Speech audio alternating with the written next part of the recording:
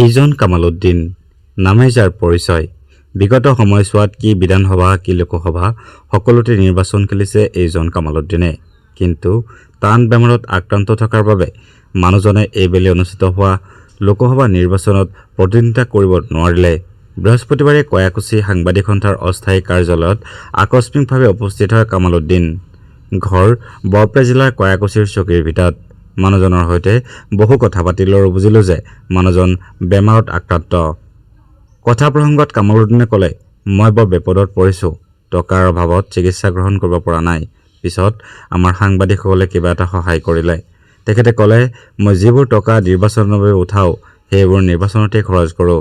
মোৰ গাড়ী ভাড়াও নাই যে বৰপেটাত গৈ চৰকাৰী চিকিৎসালয়ৰ পৰা চিকিৎসা কৰিম।